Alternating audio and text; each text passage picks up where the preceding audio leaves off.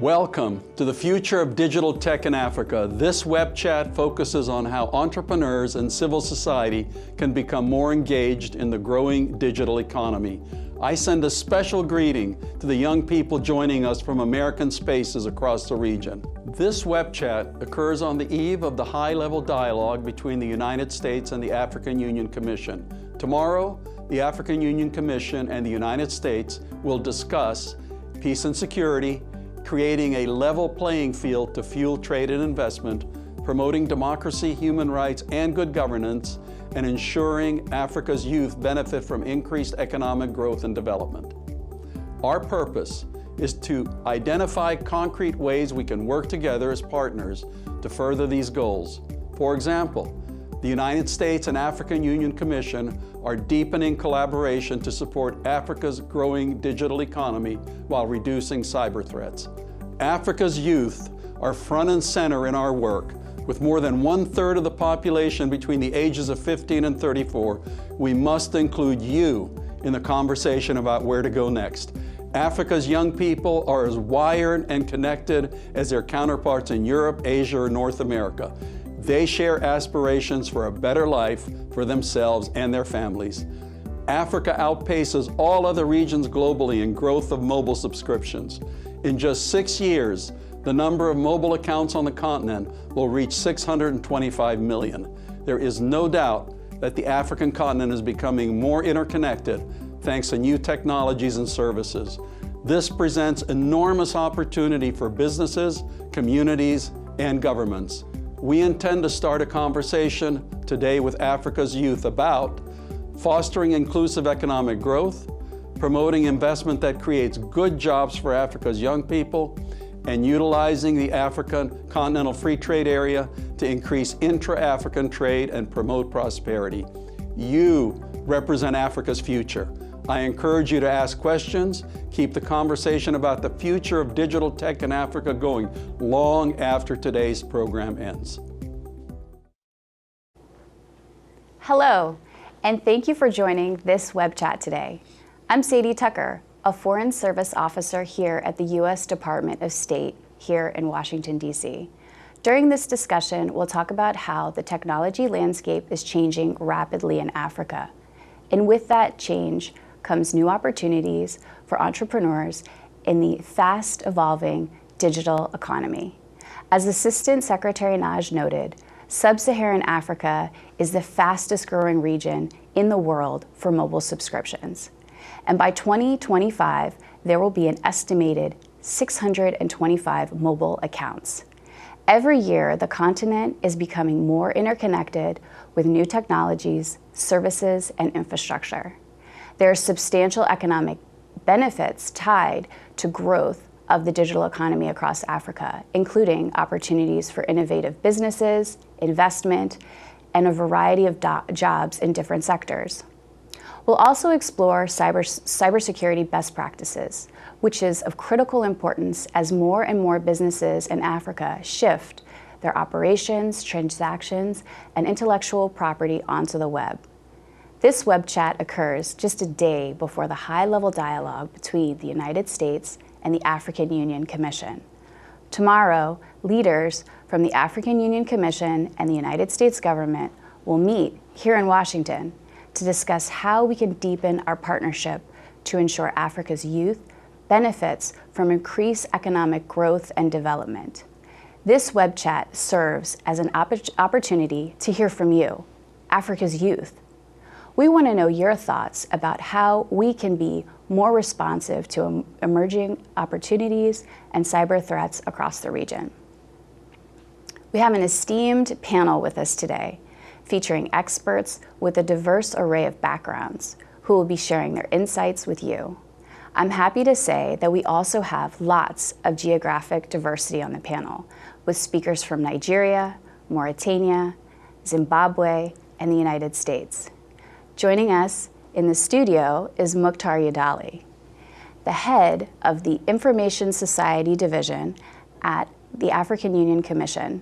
Mukhtar is a telecom, satellite, and computer engineer with more than 20 years of international experience in the field of communication and networks management, resource evaluation, and policy preparation. Also with us is Olatunji David, Head of Startup Success and Services for Google's Launchpad Africa. At Launchpad, Fola supports early and seed stage startups with technology, networks, and mentorship. He has worked in technology-based roles, creating channels for tech to interface with businesses in more than 10 countries. He now focuses on building an African ecosystem that supports innovators and entrepreneurs.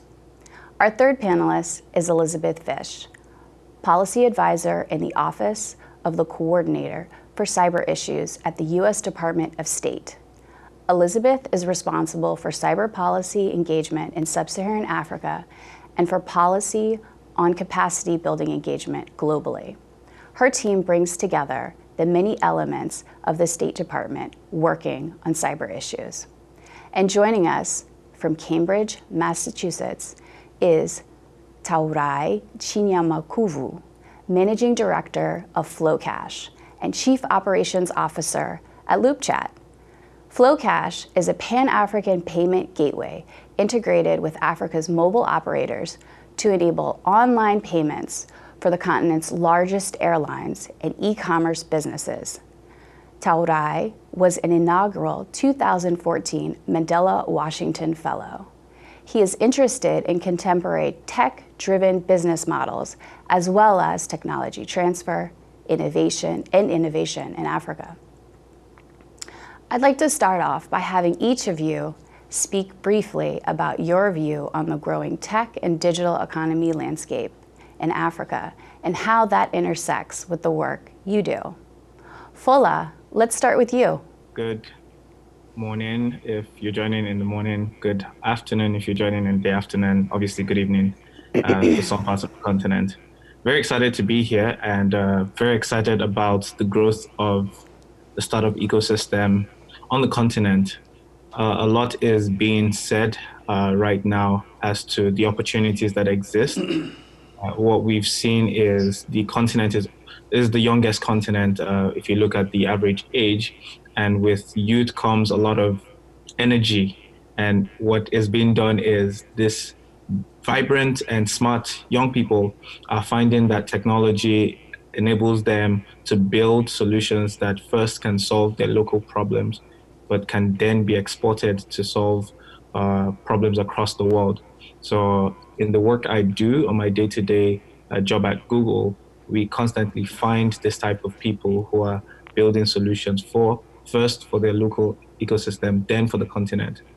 We run an accelerator that primarily identifies 12 startups on the continent. We've done this for startups from about 10 countries right now.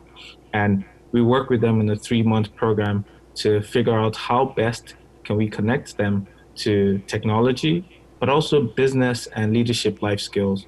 We know the role of technology, but we also know that technology alone does not make a great company.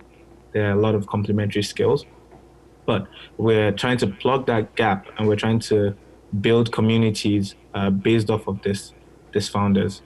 We've had some learnings doing this over 2 years on the continent, and I'm happy to share that as the chat goes on. Thank you. Thank you. Taurai, as an entrepreneur and investor in an African tech company, what can you share from your experience that would be helpful for an early stage entrepreneur looking to leverage new technologies and services to grow their business?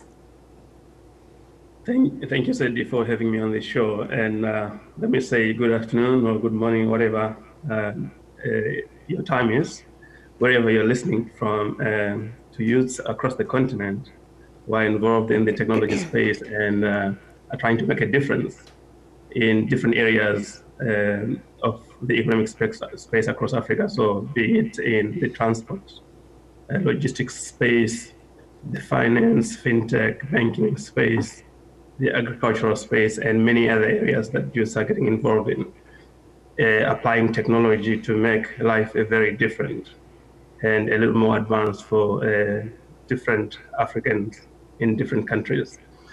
I've been in this space for a while, and especially in the banking, technology, and services space, including software as well. And it's a very interesting space, especially if you're operating from Africa, but also very difficult and complicated. And if you're an early stage player, you need to have a lot of energy, you need to have a supporting ecosystem, you need to have drive, and you also need finance and venture capital to drive you along, because it's very, very difficult to build a startup from scratch. So, and supporting ecosystem is very critical to the success of any tech entrepreneurs. Let me shout out to those that are involved in this space across the continent who are making a difference. Let me also acknowledge my colleagues in Flokesh in different parts of Africa, from Ethiopia to Nigeria, Zimbabwe, Kenya, and so forth. And also a lot of other players that are involved in the VC space, Savannah Fund, and many other players in different countries across Africa. It's a very big continent, a lot of youths that are out there trying to make a difference in many ways. And it's very important that we acknowledge the hard work that they put in to transform our continent. And thanks to the US State Department for having this conversation so that we can discuss matters that have a huge bearing on what will become of our youth over the next 20 to 50 years. Thank you. It's our great pleasure. Mukhtar, let me turn to you. You bring a lot of experience to this discussion, with more than 20 years working in the communications and networking industries. From your perspective at the African Union, how can next generation technologies and infrastructure, such as 4G and 5G, how are they going to bring new opportunities for innovation? And how should entrepreneurs position themselves to take advantage of this? Thank you, Sally, for having me. And I'm here in Washington, D.C., and as you said at the beginning, I'm here to attend the high-level dialogue that will be starting tomorrow. I actually would like to say thank you to everybody who has spoken before. The speakers before have highlighted the issue of youth, the technology, how the accelerators can help everybody. But I'll just let me emphasize on one thing very important is technology and ICT in general represent the greatest opportunity for African continent.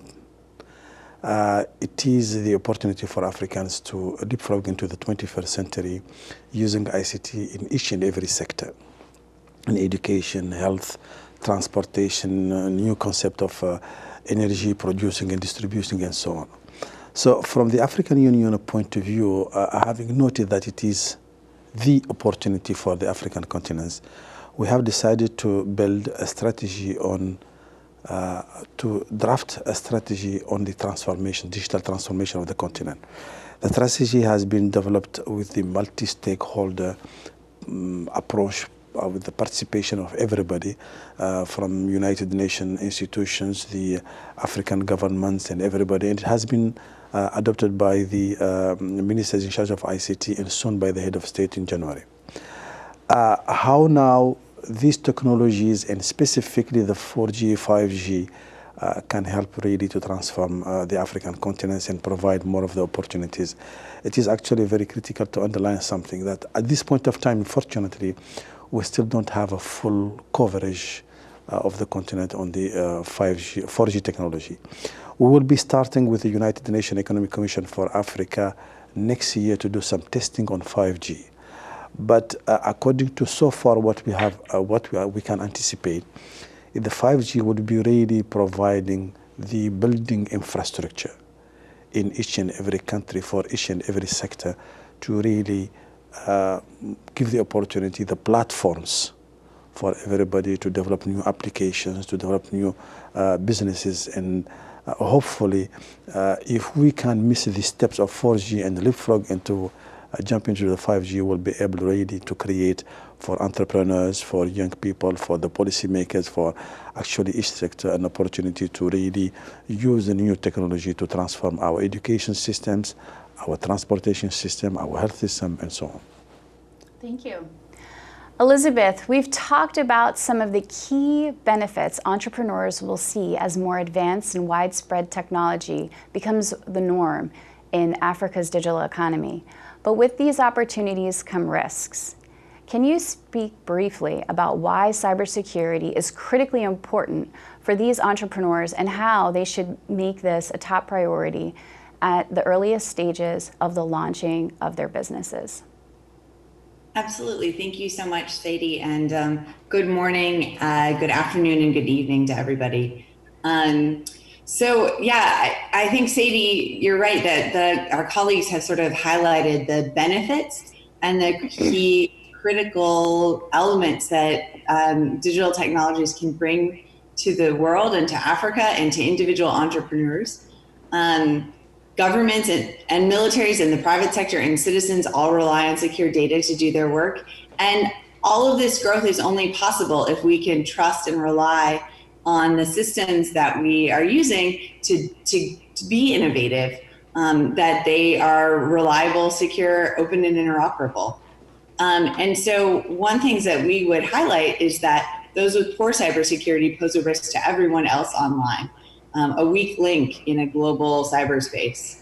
Accordingly, it's critical that governments and private sector entities ensure that their networks and information infrastructure are secure, reliable, and resilient. So I'm going to highlight a little bit about the US policy. Under Executive Order 13800 of May 2017 and the US National Cyber Strategy in September 2018, the US outlines how we rely on a globally secure and resilient cyberspace, and then how we work with international partners to promote cybersecurity due diligence and improve the security of global networks. The United States seeks to achieve these goals through enhanced cooperation on network defense, incident management capabilities, and recovery, supporting the development of those capabilities where needed, and raising awareness of the importance and value of cybersecurity due diligence throughout society. For many nations, the term cybersecurity includes efforts to combat cybercrime, to manage spam, and to protect children online. While the US recognizes that cybercrime is part of the broadest sense of cybersecurity, we kind of address it separately, in part because the two areas draw on different kinds of expertise and also sort of raise there are different solutions to a cybercrime problem versus a cybersecurity problem. We use this term cybersecurity due diligence to talk about cybersecurity best practices, how you respond to incidents, how you set up your networks in a way that they're going to be secure. And that's kind of a little bit different than sort of also nation state security, state on state security. So I would say the US engages a lot with partner governments in Africa. I've traveled out quite often I'm based in the US, but I travel out. I was just with Mokhtar actually at the Global Forum for Cyber Expertise in Addis, which Mokhtar and the African Union Commission hosted sort of this global annual meeting focused on capacity building and cyber issues. So in addition to attending events, we've sponsored multiple cybersecurity and cybercrime capacity building workshops throughout Africa, primarily focused on a government audience, mostly because the government's the entity that sort of sets the norms and standards. And also it's the entity that can sort of make a big difference by engaging citizens using the government's ability to reach the whole country. So that's how we've started our focus. We also, cybersecurity is increasingly a program focus for international organizations. The US has been working with Mokhtar and his team for, I think it's been Mokhtar, 8 years since my team was formed. And before that, we were working with the AU, just not with my current team. And also we're a member of the Organization of American States, which is highly prioritizing cybersecurity best practices as well. So taking it back to our audience, right? Yes. I've talked a little bit about government to government work, but focusing on our audience, what can you do to keep yourself cyber safe? I would say the biggest thing is to educate yourself. We have a great public awareness campaign in the US. It's called Stop, Think, Connect. And you can find it, I think they're gonna link the website, but if you literally stop.think.connect, if you look that up, that website should pop up. There's tons of cybersecurity tips on there. Basic things like make sure your software is current, make sure that you're downloading updates, make sure it's a licensed registered version of the software so that you know that when a security hole is recognized, that your device gets patched. Those are like really basic important things to do. Thank you, Elizabeth. Those are very useful resources. And so in the interest of moving the program along, because we have lots of questions that are already coming in, I'd like to move on. So since we've designed this program with the youth in Africa in mind, our next question is, what are the most in-demand skills needed to boost and protect Africa's growing digital economy? What steps should our viewing audience take after this program to develop skills or acquired knowledge that will position them as tech leaders of the future? Fola, would you like to start? Yes. So I think the first skill is absolutely the ability to learn. So it's perhaps one of the most undervalued skill, but being able to research or being able to learn online is one skill I think our viewers need to hone. You can do this. I often joke that just being able to go on Google or any search platform and say how to do X or how to learn XYZ skill, I think that's where it all starts from. But when you think about technology skills, oftentimes people just think in terms of software development. And they're right to some extent because software development is a long process and there's big value chain for software development. Right from the very beginning, when you're thinking about design and user experience and user interactions, all the way down to actual writing code or building user interfaces. But even beyond that, so quality assurance, testing, and then when you think about digital skills, which is where I encourage people to start from, there's a whole slew of things you can do from there. So from digital marketing, people think of just social media, but it goes beyond that. So social media is great because it essentially allows you to reach millions of people from the tip of your mobile phone or your mobile device or your laptop. But you can take it a step back. You can ask yourself, how do I take traditional businesses that exist today, how do I take them online? And we have some tools that are available online at g.co.digital skills. And we essentially take users through that journey of learning how to take your business online, how to create an online presence, and even the ability to learn that I spoke about earlier, research skills, how to start from there. So technology is a lifelong journey. There's almost nobody who can tell you that they know everything as to technology, but the starting skill that everybody needs to hone is how to learn. And then from there, the world is your oyster, literally. Excellent. Become a lifelong learner. Okay. Taurai, do you have some ideas? Yes, thank you. And it's very important that Fola touched on the issue of lifelong learning. You could look at the issue from two perspectives. The first one being, broadly speaking, I would say that all skills are very important. Let's not lose sight of the fact that the purpose of technology is simply to make efficient the things that we try to do every day.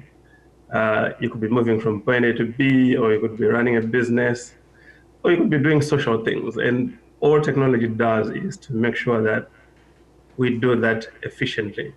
And when we move whatever we do into digital space, technology makes us do it in a better way. So broadly speaking, the most important skill, in my opinion, over and above the fact that you should be able to learn, is problem-solving skills. I could put that across as critical thinking skills. Once you understand how to solve problems, technology can then help you to bring it in the digital space and solve those problems. So critical thinking skills, solving skills are very important. That's broadly speaking. But when we come to how do we get our businesses, our youth, our systems, our economies into the digital space, it's important to have the right engineering skills that help digitize whatever solutions, whatever ways in which we're trying to solve those problems. To bring that into the digital space, we need the right digital, engineering skills. And it's a very tricky problem to solve, and it takes a very broad perspective to trying to solve it. So we have to have the right policies in place. That is, from a policy making perspective, we have to have the right education in place. Our skills must be tooled. Our schools must be tooled and configured well enough to be able to deliver the right digital skills that are appropriate for a digital economy. And then over and above that, we must have the supporting infrastructure to help deliver those skills that we require. The other side of the equation, which is a more narrow one, is within our businesses or within our ecosystems where we build problem-solving entrepreneurial solutions. It's important for people to be able to build partnerships and collaborate in a manner that helps to build the digital ecosystem and let it evolve in a manner that helps to plug all different, the different kind of loopholes that we face in the transition from an analog economy to a digital economy. So we have to look at it at a broad perspective, from a broad perspective, and then a narrow perspective, and then try to bridge the gap between those two perspectives. Talwrai, thank you so much. You've shared so much, and we have so many questions. Unfortunately, we can't have all of the panelists answer this question. However, we're going to get into some of those other issues, policy issues, and other things later on in the program. But let's turn now and take some questions from our online viewers. The first of which is coming from the American Space in Kano, Nigeria. The question is, how can technology help entrepreneurs in Africa penetrate the markets outside of the continent? And we can, would any of you like to take that question? Mukhtar, perhaps? Yes, please. Yeah. One of the things, first of all, just before moving to the question, building skills in the continent is one of the pillars of our digital transformation strategy which we are building. That to address the first question. Now, mind you that in the digital space, there is no really such thing as a boundary. The space is open. It's an open space.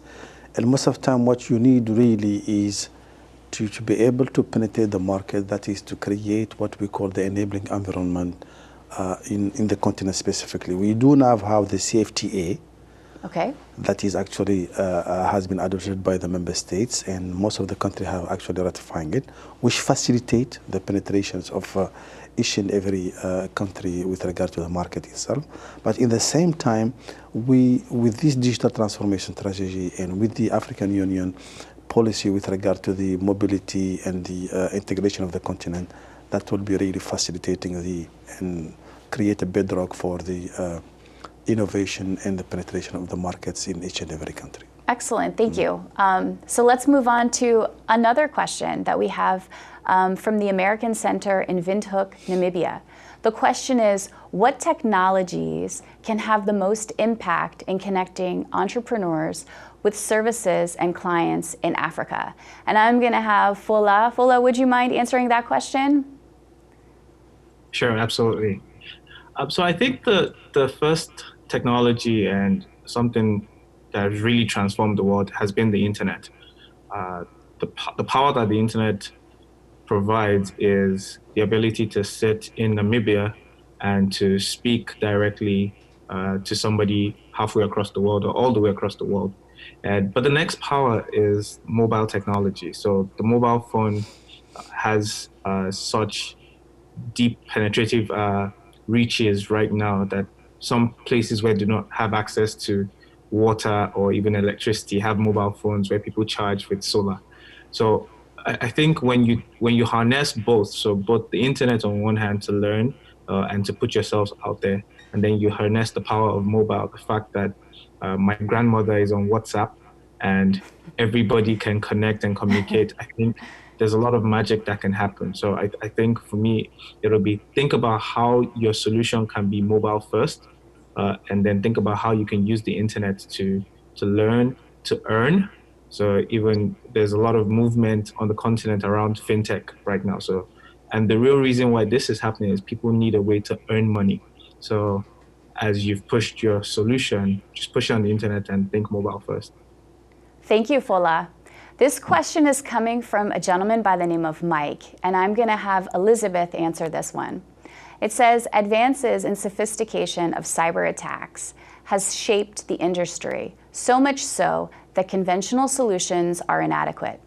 Looking at the technology landscape of Africa, do you think we're anywhere close to embracing innovative tech as i.e. machine learning, etc.? And I open that to Elizabeth as well as anyone else on the panel. Mukhtar is shaking his head that would like to chime in, but we'll start with Elizabeth.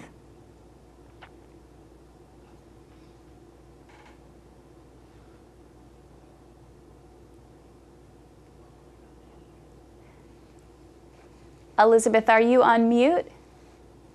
She's on mute. Good catch. All right, thanks, sorry.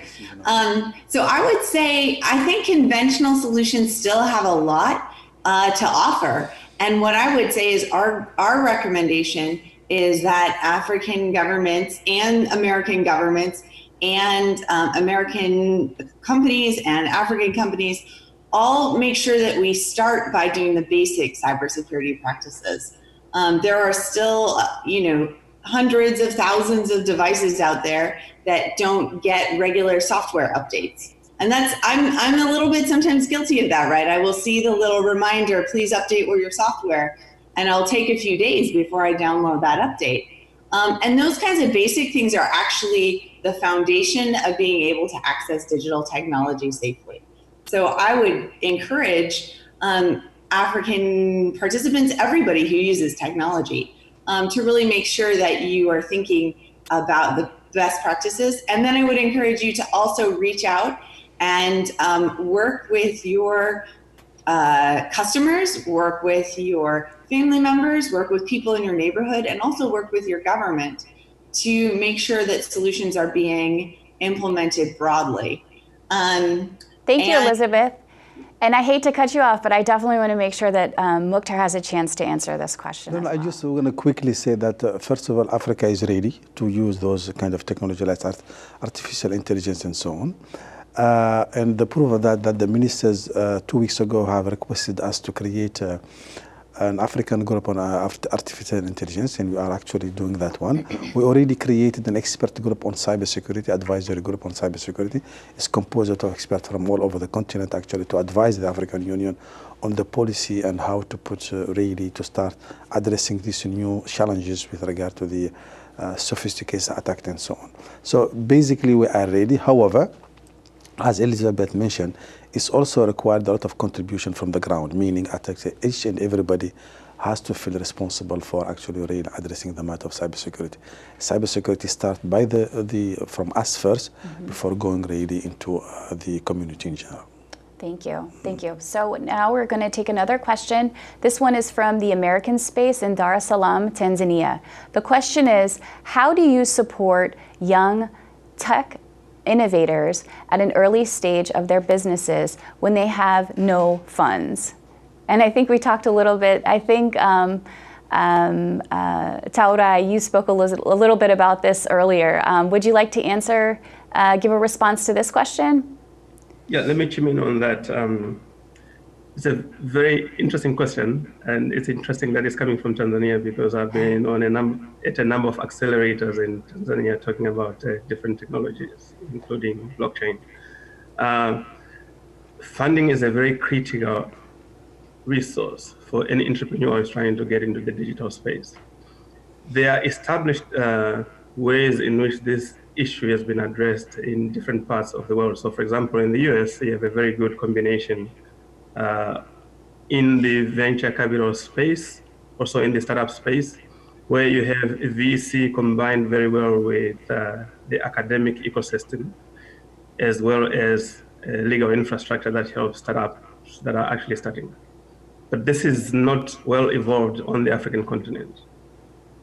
And it's very important now for us to think carefully about how to help people who are in the early stage of evolving their businesses and how they can be supported. There are many ways through which this can be done.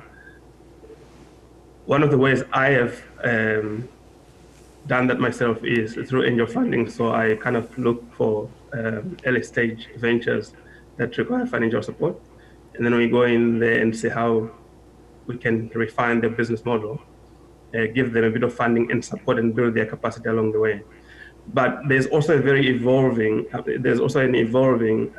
mechanism for finance, especially at early stage, where we're finding a lot of VCs that are looking at Africa as an area where there is a very good crop of early stage ventures that can be supported. So I've seen a lot of people going into that space in Nigeria, in Kenya. There are venture capital companies like Savannah Fund. I have friends who have just left, say, Harvard Business School, and they've gone to Africa from other continents actually to start VC ventures.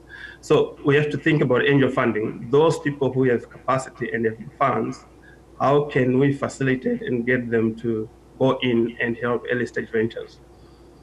Then the big funds that are out there that might be willing to take some risk at a small scale, how can they work collaboratively with VC funds that are on the African continent and are helping early stage ventures? But more importantly, governments need to come in too and set up funds from their national budgets where they can support early stage ventures. Excellent, excellent. Yes, thank you so much for that. We're going to move to the next question, which comes to us from the American Center in Lusaka, Zambia.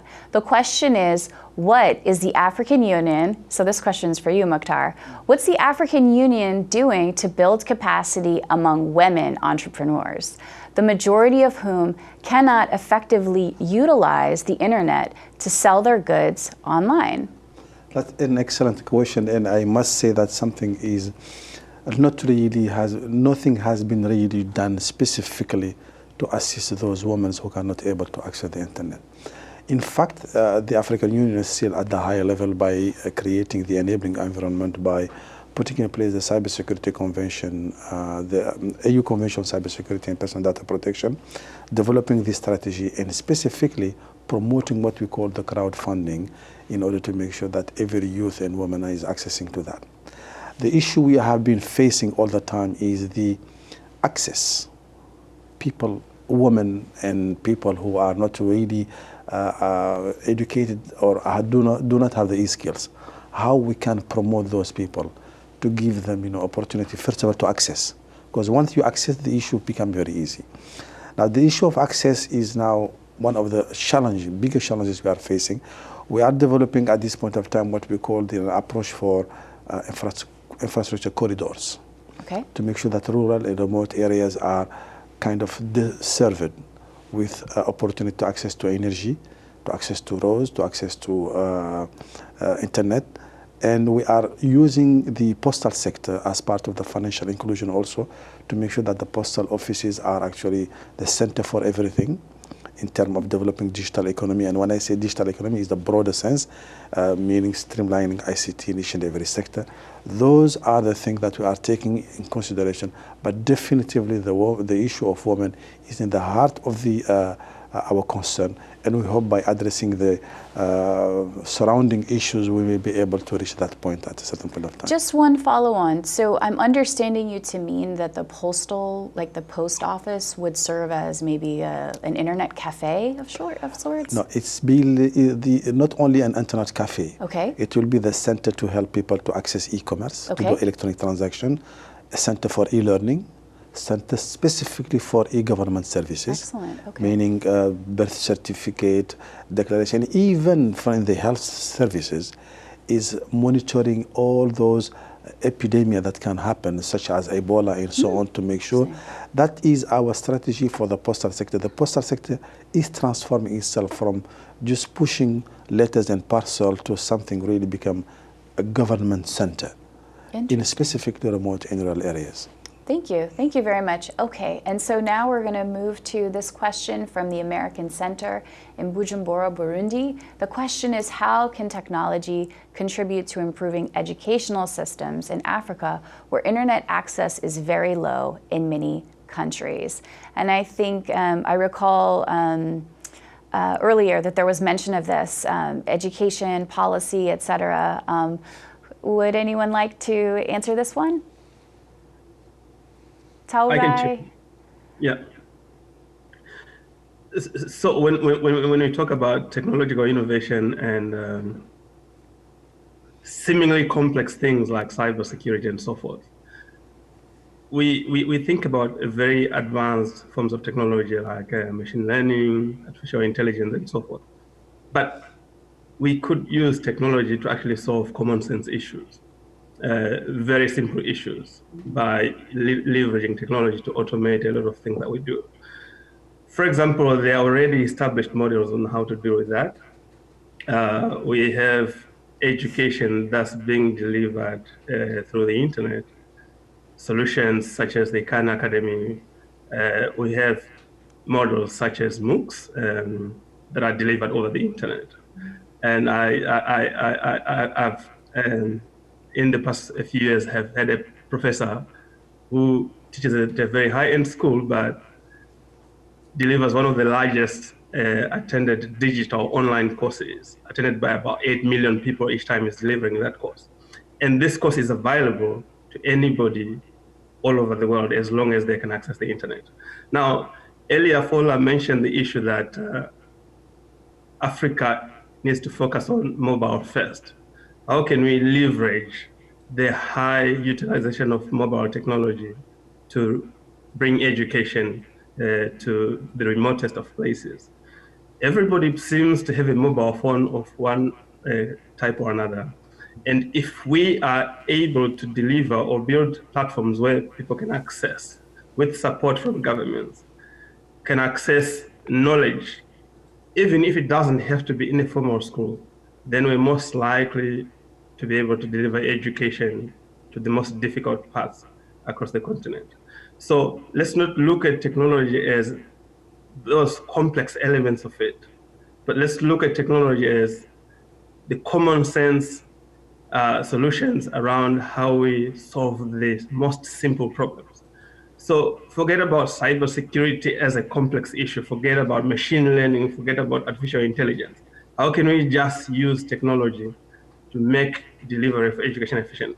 And I would like to cite a specific example in Zimbabwe, where one of the mobile operators there runs an online learning platform called Ruzivo. And that's a common sense way of using mobile technology to solve a problem. And this is found in many parts across the continent. But we need to demystify technology and say, how does it solve everyday problems in a common sense way? And that's the best way to think about how we can use tech to innovate around education across Africa. Thank you, Talwai. Would any of the other panelists like to respond or add to what we've heard? Mukhtar? I think I just concur with what has been said previously, and okay. I support that. All right, well, let's move on to the next question, which comes from the American Center in Lusaka, Zambia. It says, looking at the issue of unemployment in Africa, what guarantee is there that young people in Africa will still have jobs if the majority of jobs are moved online? You want to address that? Mukhtar, would you like to take that Yes, one? I would just say that I don't think that there will be any concern or worry about the computer taking over the jobs. We don't have to be really scared of that. Actually, it will be great opportunities. What's going to happen is the transformation of our jobs. If the computer tomorrow will be the one taking care of the cleaning, for instance, of the solar panel somewhere to make their efficiency better, the person who will be really maintaining the robot itself or the computer itself is the one actually who will be really transform his job. Mm-hmm. People will be moving from cleaning positions or position that will be filled by human beings, replaced by computers and robots, but the human beings will be doing another job. And you remember in the 70s, we were saying that computer will be taking over the job and nothing happened because we still control and everything. Okay. Bottom line is, if we develop our skills, if our approach at the national continental level is an approach where we develop skills really and to transform our jobs and ourselves into something else, we don't have to worry about job creation. Actually, we'll be having great opportunities, more than we have now. Okay, greater opportunities. Fola, Yes. I think I heard you. Were you the one who wanted to respond to this question as well? Yes, I wanted to, but I please. think Mukhtar has stated it Okay. brilliantly. Essentially, jobs will evolve. And when you think about some of the top jobs that exist today, especially in tech, they did not exist 30, 40 years ago. And so as we look at the future, we have to adapt to the future and evolve with the future. So I don't think it's a concern, but it's something that can be solved by learning. Because beyond that, when you adapt, there's higher opportunity to earn more and to live a better life. So one thing I Excellent. might just jump in and say is that cybersecurity skills are extremely portable, and they also don't necessarily require you to be physically present where you're doing the work. So Africans who can get training through things like MOOCs or online courses in cybersecurity actually have vast employment potential. And so I would encourage people who are young and who are looking for a career that would allow them to earn money on a global scale in terms of salaries that are globally scaled, to think about cybersecurity training. And that might lead to a job where you might be working from your home village and working for a major multinational corporation that needs people who are talented and can be online. Excellent. Thank you, Elizabeth. And that's a nice segue into our next question, which comes from a viewer who's asking about global companies like Google and Facebook and Amazon outsourcing more software development to Africa. What sort of potential does that offer? Pardon? Okay, I can jump in. Sure. So I think one theory that has been tested in the past few years is that talent is spread across the world. It's the opportunity that isn't spread as much. And what is starting to happen is these global companies realize that they're brilliant people in the continent and who can build quality software, and not just software development, other skills. And what you're going to continue to see is that some of these companies will open up offices on the continent to work. But for me, as an African primarily, I'm more interested in what can we also build and export to the continent, to the world, first to the continent and to the world, because it will continue to happen. If you look at the way industrialization has happened and globalization happens, when people build, they start to think about what else can we explore. And as Africans, I ask, what can you build and export? We've seen this happen in our music. We've seen this happen in sports. So how do we apply this to technology? So we're seeing increased activity on the continent, but it's just a testament to the fact that we have the talent. If I'm encouraging people that whatever corner of the continent you're building from, there's an opportunity to show the world that you have it. Thank you. And this question here from the American Corner in Windhoek, Namibia, it's going back to the 4G, 5G question. What can we expect regarding 4G, 5G digital upgrades for Africa in 2020? Mukhtar, would you like to answer that? As I mentioned at the beginning, we will be start the first testings in 10 countries by 2020. Mm-hmm. That will be led mainly by the United Nations Economic Commission for Africa, with the cooperation of SWI, with the collaboration with African Union Commission and other institutions. What will be really expected is really how fast can we start deploying really the technology, but consequently applications that are really relevant to African continent. for the job creation, for businesses, and so on. So that the fundamental question: can we really pass from 2, 3G as we do it now to really 5G, and probably even start thinking about 6G if necessary?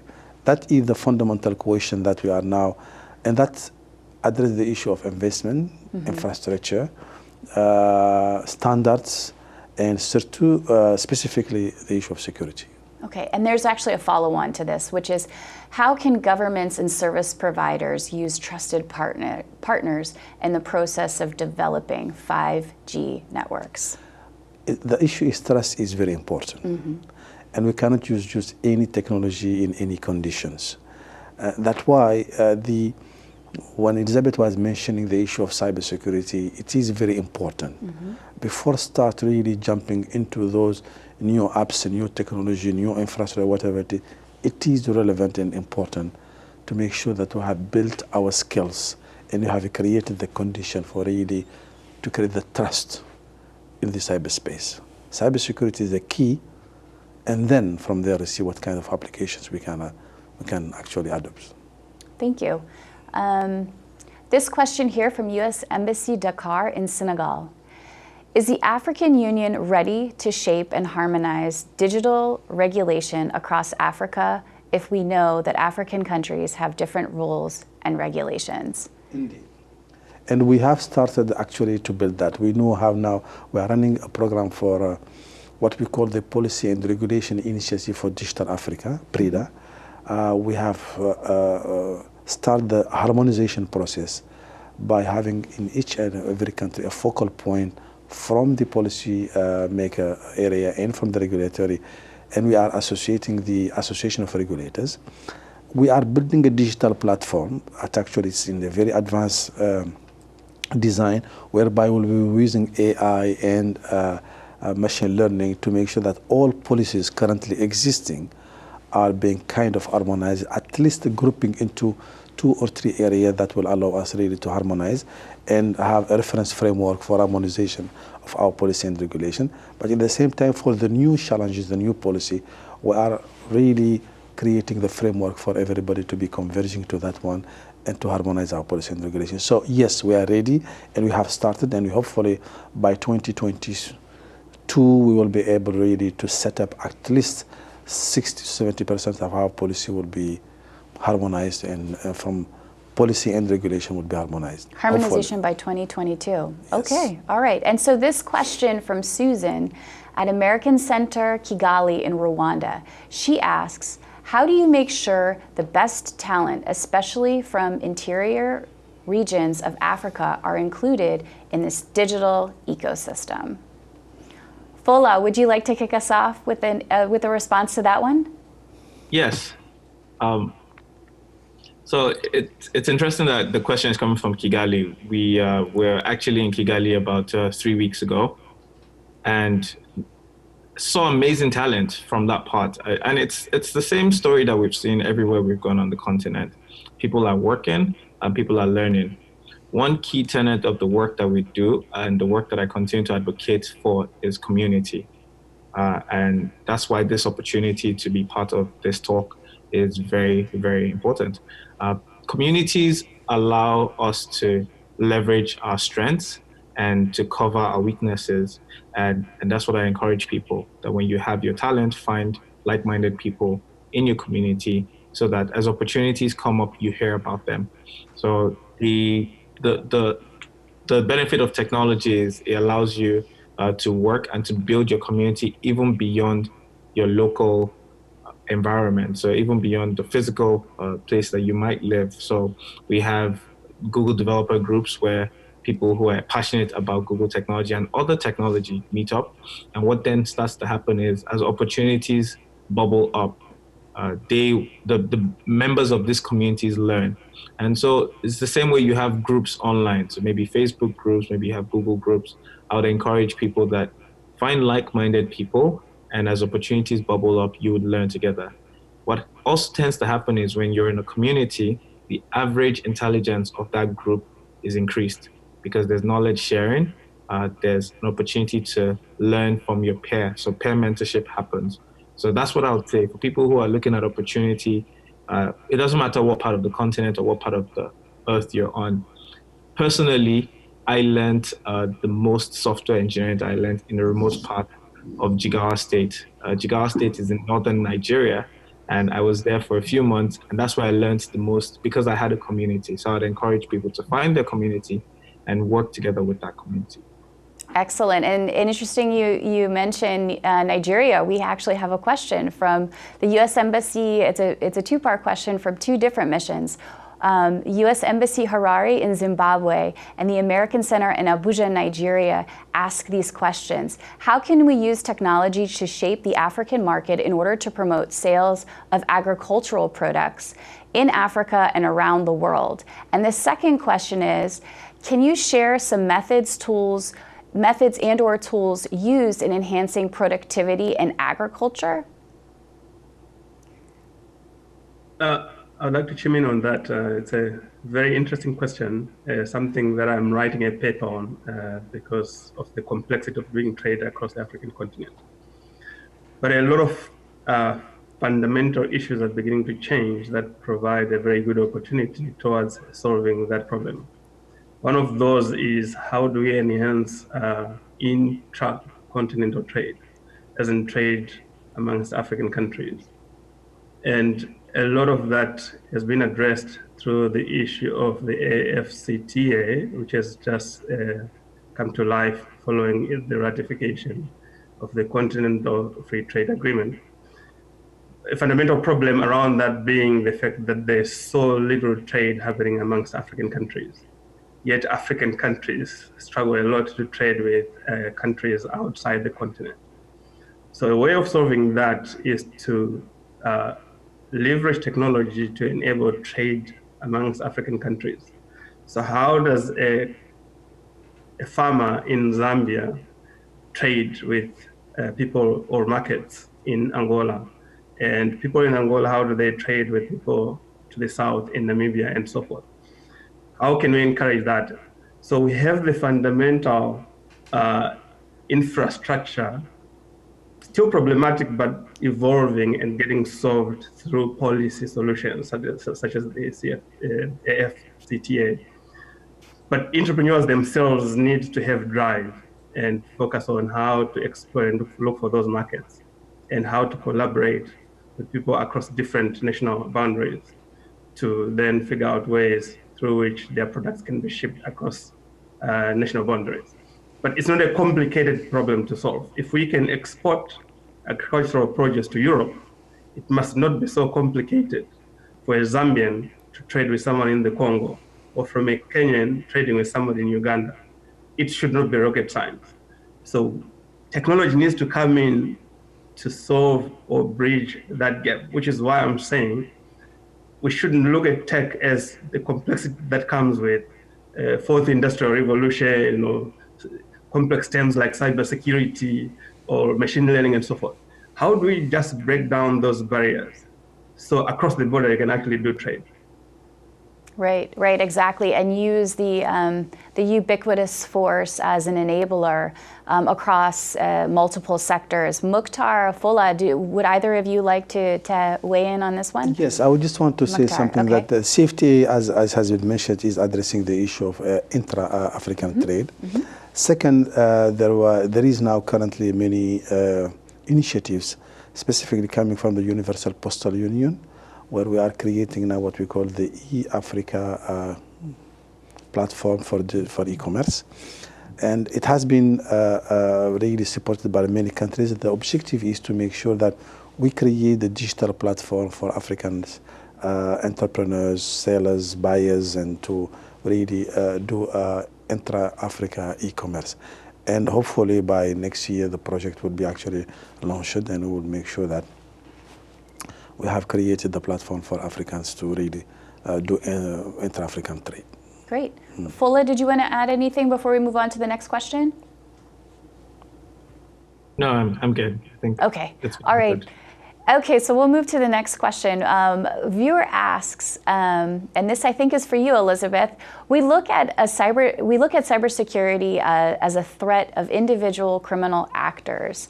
What about large-scale power, such as a hostile state acting to push their agenda?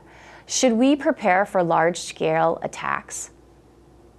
Yeah, thank you. That's a fascinating question. So the short version is that there have been a number of state-sponsored malicious cyber acts.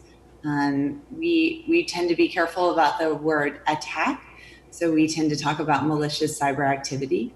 But in 2018, the U.S. attributed a number of malicious cyber acts to foreign governments, specifically WannaCry and NotPetya. So there have been examples of malicious state-sponsored activity, and those have been led to widespread destruction. I think hundreds of millions of dollars in the case of NotPetya. We're at the United Nations working very carefully to encourage a threefold framework for responsible state behavior in cyberspace, and this has been agreed to in a number of UN processes, including the UN Group of Governmental Experts in 2015, that sort of outlines a three-part framework for what is a responsible state activity and how governments should be conducting themselves in cyberspace. And the first is the affirmation that international law applies in cyberspace. The second is a set of commonly agreed norms for what states should and should not do in cyberspace. An example of a norm is states should not sponsor cyber attacks against critical infrastructure in peacetime.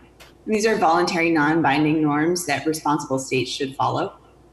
And then the third is the value of practical confidence building measures in assuring that stability happens in cyberspace. So these are things like exchanging points of contact.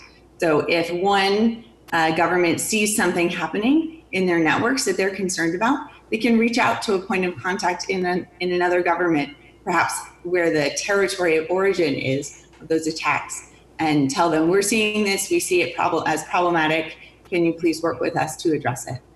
So that's the international frameworks for cyber stability. We do think that there are governments that haven't sought to sort of follow that framework. And so we would encourage all governments to think about what we should do in response to that. And we've done a number of sort of collective responses where we've said, this activity was not acceptable. And we, as a group of governments, are standing against it and saying that it's not the kind of actions that a state should take. Thank you, Elizabeth. Now this question from the American Space in Dar es Salaam, Tanzania. The question is, how can technology help people with disabilities in Africa? It's really a very good question. Mukhtar. And actually it's one of the things that is we are also trying to address along with the issue related to women and to children also in the same time. We believe that those people who are facing challenges in terms of daily conducting lives, etc., need really to be provided with opportunities with technology, and that is developing our local applications, African applications with the specific contents to help those sisters and brothers to be able to really to access and contribute to the digital economy in general. So for that, the framework has been developed within the African Union Commission, and it is waiting for a way to implement it from resource point of view and from really adherence of the national government to make that applications or those programs effective in the countries. Great. I think So- I wanted to, Yes, Wala? yes, I just wanted to chime in that when you think about disability and you think about accessibility of the solutions that people build, one thing that is key is the empathy that is required to build. So disability comes in different formats. It's not just physical disability. Sometimes it's in learning disability. Sometimes it's in just geographical disability where they live and whatnot. So one core thing that I encourage people is when they're building solutions, so people who are privileged to learn how to build, always try to build from the perspective of of somebody who's living with disability. I encourage diversity, and we bake this into some of our actions. So how do you make sure that you're bringing diverse viewpoints? Obviously, there's things like text to speech for people who have visual impairment. There's things like ability to dictate for people who cannot read and write. But other than that, how do you build languages? So, for example, there are people who build apps in just English, where English is not predominantly spoken in parts of the continent. So, when we think about disability, a lot of empathy is required. And so, technology, while being a tool, should be used with a lot of empathy. That's just what I wanted to add. Thank you very much. This question comes from a viewer by the name of Salonin. The viewer asks, what measures can be put in place to manage intellectual property issues in the digital space? IPR, that's a very complex topic. Indeed. Mukhtar, you're shaking your head. Would you like to take this one? No, actually, this is one of the biggest issues that we do have in Africa, and specifically, most of the time people think that we are a net consumer of softwares and contents that are coming, but in fact, most of our initiatives and creativity has been taken away. And simply because there is no specific rule in the digital world, first of all, in general, agreed to protect that, but at the same time, within the African context, it has not been properly addressed. The African Union actually has developed, within the framework of science and technology and research, framework for actually intellectual property. It is also being addressed. However, we need to make sure that also at the national level, issue has been taken care of. The right rules are being put in place. We haven't put a mechanism through which the African can really collectively address in case of there is misuse of any creativity coming from the African continent, to really address it at the international level. However, the mechanism actually is being discussed among the different actors and stakeholders to make sure that we are protecting the African heritage, creativities and talent in general. But it's an ongoing process, if I may say. Okay, ongoing. Yes. Any other panelists interested? I wanted to come in on that. Sure. It's a very complex topic, especially given that for many of us in Africa, we are driven a lot by the spirit of Ubuntu, which means that we like to share a lot, and we are not that much predisposed to protecting intellectual property rights. But it's also important to note that if we observe what's happening across the globe, we see a lot of fights over intellectual property rights, be it Apple fighting Samsung and vice versa and so forth. And we don't see a lot of that happening from in the African digital space, precisely because our people, our entrepreneurs, have not been aggressive in protecting their innovations, protecting their intellectual property. That said, I think the points that Mukhtar has made are very important in the sense that the policy and also the legal and infrastructure environment needs to be supportive of the protection of intellectual property innovations and rights. I'm aware that we have some organizations such as the African Regional Intellectual Property Organizations, ARIPO, which is headquartered in Harare. But we also need to dig deeper and find out if they are actually attuned to dealing with intellectual property rights that are necessary in the digital ecosystem. So just registering trademarks and copyrights is not enough.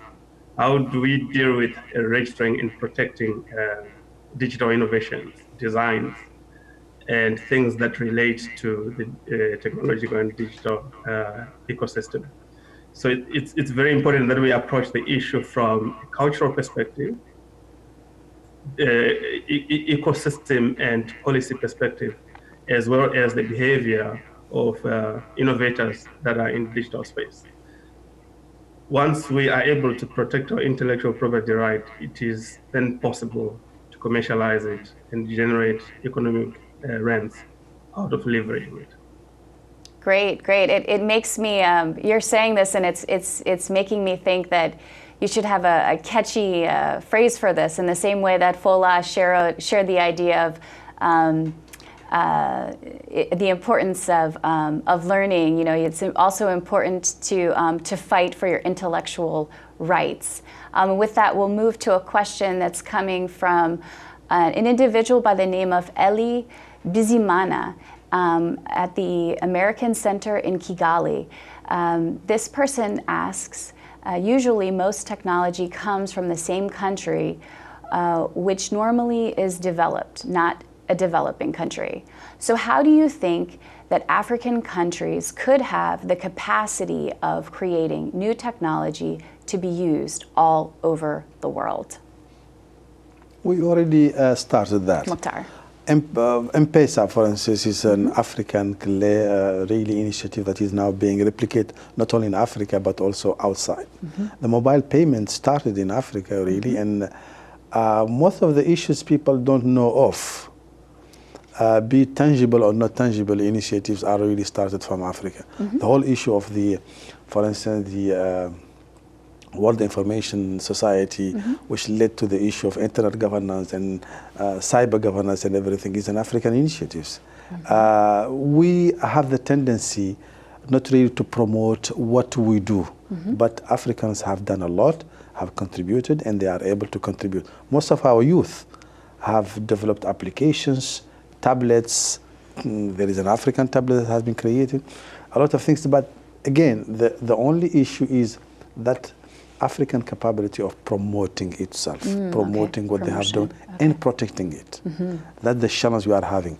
But I can go and provide a list of things that really that have been created and in Africa and sold for outside of the continent. But again, it has been sold really by the individuals or the group that have created them, and they haven't given, you know, the whole recognition from the entire continent. That is the issue we have to really address. I see. But not really the capability of Africans to create something, to make it international. That is there. Okay, But so how the to market it, that is the question. Okay. Taurai, I'm familiar with some interesting developments in Zimbabwe along these lines. Did you want to add anything in response to this question? Yeah, absolutely. Wow. The one interesting way to look at it is to say that we have a lot of challenges in Africa. There are about 1 billion people on the continent, but every day they have to deal with a lot of challenges. So one way to look at innovations that come from outside the continent is to look at them as solutions to problems that people outside the continent were trying to solve. Now, if we come back to the continent and say we have 1 billion people, 54, 55 countries, and they have challenges to solve, how can we solve those challenges leveraging technology? We'll find that we'll come up with unique solutions that address our problems. So that could be in the space of fintech, power generation, it could be logistics and transport space, food production, health, education, and so forth. There are problems that are unique to the continent, and they require unique continental problems. So a solution that Google deploys in the United States may not be very appropriate for a problem that is unique to Rwanda, Uganda, and Tanzania. So what is critical is for us to say, what problem are we facing, and how do we leverage existing know-how to build a solution that solves that specific problem? If we do that, then we build an evolving but also relevant innovative space that solves unique African problems.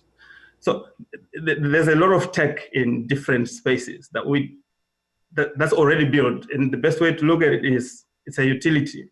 So semiconductors, for example, we don't need to be saying, should we build a semiconductor industry in Africa? Because it's a problem that's solved. But how do we deal with the problems, the everyday problems that we face? Fintech problems. How do we create solutions that take away all the friction in payments, right?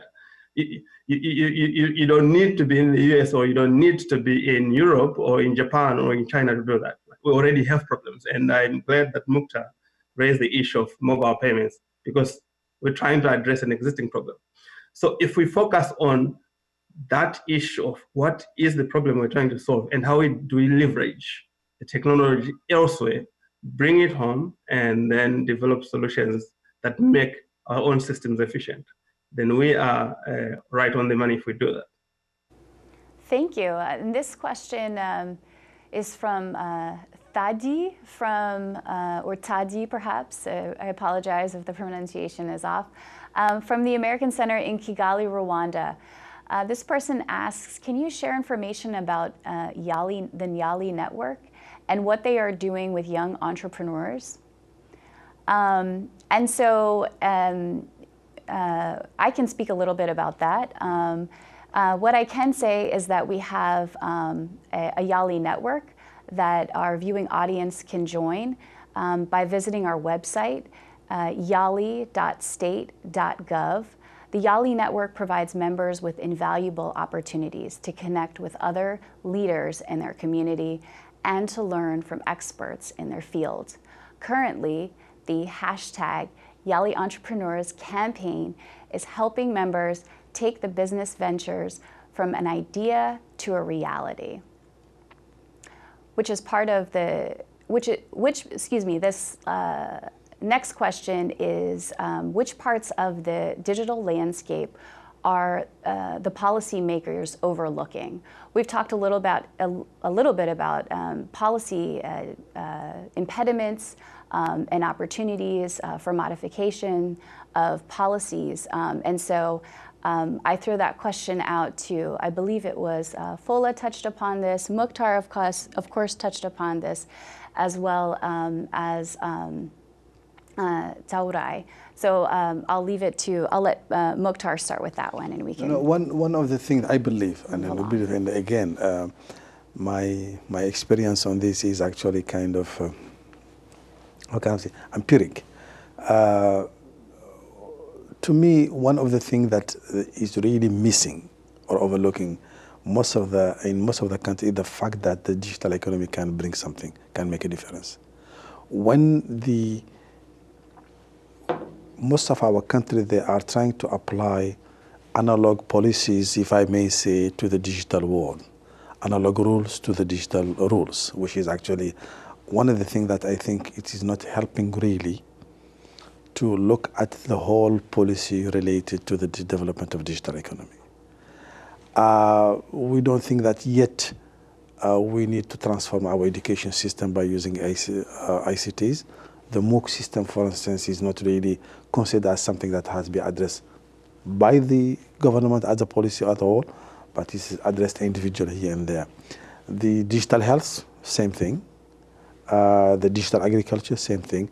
So there is different areas in which really the policymakers are not applying the real, how can I say, energy to develop the digital economy. So it's an overall situation, but not really a specific kind of things. Mm-hmm. Thank you. Taurai? Hi. Yes. It's an issue that's a little bit complex, but to just hammer in on what Mukhtar said. The policy side of things has been very slow to evolve. And that's natural because in most cases, innovations kind of outspace the regulatory environment as well, the policy environment. So innovators, researchers, academic institutions sort of come up with innovations, and then the policymakers and the regulators follow and build a supportive environment for innovators to operate. Having said that, African governments, policymakers, regulators need to not be, in my opinion, over-regulating the space.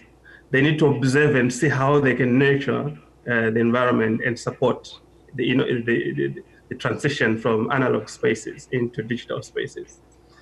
I have had experience of that myself in the different fintech operations that I've run, where we have actually been to regulators and they've said, okay, we're going to give you this space to build whatever solutions you're working on and work with us, and let's see how we can support you.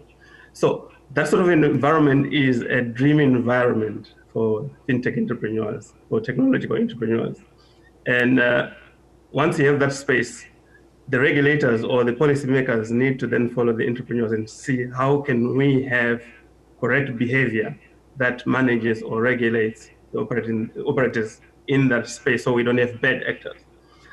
But across the continent, because the complexity is when you talk of Africa, we're talking of 55 countries, which also implies 54 jurisdictions, which also implies different policy environments.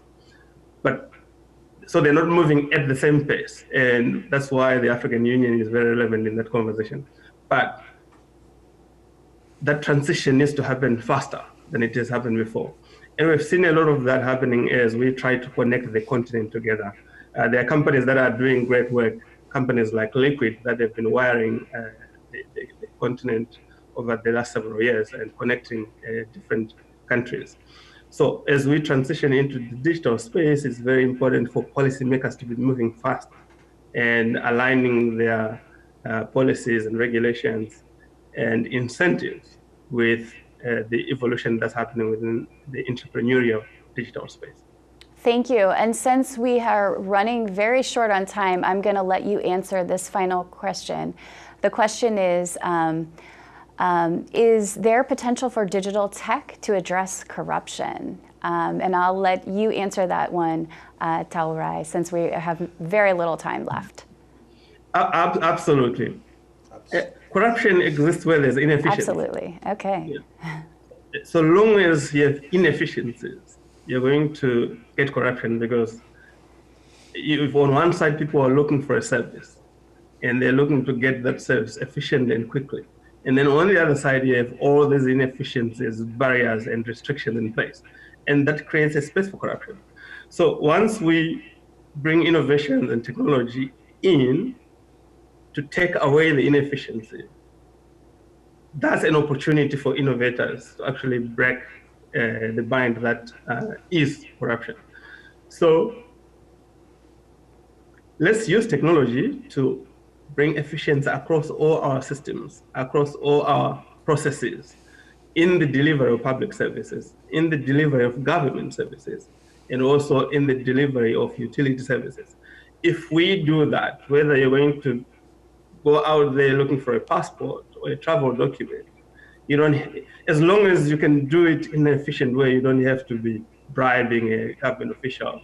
Or if you want to register a company, as long as we can deploy technology to electronically do that and remove all the inefficiencies, you don't have to be paying toll gate fees, as we call them in some African countries, to access a service. So technology actually helps in a big way to take away corrupt tendencies across our systems. Right. And more importantly, technology enables audit trail, so you know who is doing what,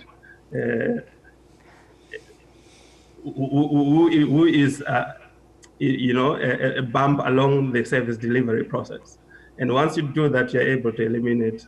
You won't completely take it out, but we'll be able to take away a lot of the corrupt practices in our systems. Yeah. Excellent. Just simply saying. And Mukhtar, okay. Just simply saying, if you put the e-procurement, e-government services, you eliminate a lot of third parties, and then the technology will be helping to address a lot of issues of corruption. Okay, so the technology will bring efficiency, monitoring and evaluation, e-procurement, transparency, yes, monitoring and evaluation, etc. Okay, well, it looks like we're almost out of time. So thank you all so much for your fantastic questions. We really covered a lot of ground today. Hopefully those of you watching will continue engaging on these important issues. Fola, do you have any final thoughts to share? Well, the only thing I'd like to say is just almost a recap of everything I've said around learning and being constant learners. And perhaps more importantly is building our community and working with our community. I have also learned, just listening to the panel today, but I'll encourage people that, look, there's things that you know and there are things that you don't know. They call them knowns and unknowns. And there's also unknown unknowns, which is where blissful ignorance occurs. So you could be in your corner of the continent and not know that there's a whole new wide world out there. But I encourage you to take up that ability to learn and to just take up that willingness to learn. And there's so much we can do for ourselves on the continent. I wanted to chime in on the question about building Africa First solutions. There's no need to reinvent the wheel sometimes. Sometimes just figure out what works out there and find how you can find that version for yourself. But it comes from being able to learn. So thank you. Thank you, Fola. And now over to Taurai. Do you have any final thoughts for us? Yeah, absolutely.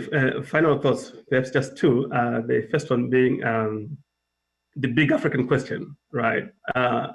Is Africa or our continent, are we able to leapfrog, to make the great leapfrog that other countries like India and China are in the process of making? Or we are going to permanently remain in a space where we are behind when everybody else is moving ahead? That's a big question that we need to think about as we think of transition into digital space. The second point is another question to do with the issue of data. And that sort of feeds into the cybersecurity issue that has been raised before, right?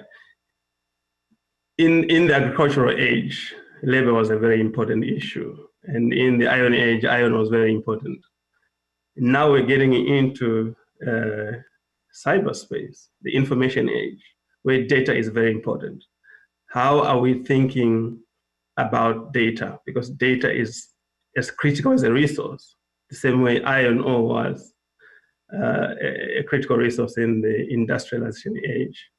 And the same way land was very important, or is still very important in the agricultural age. What are we doing and how are we thinking about a critical resource that is data across Africa? Those are my two critical parting shots. Thank you very much. And you, Mukhtar, any closing thoughts for us? Yes, just point by point and quickly.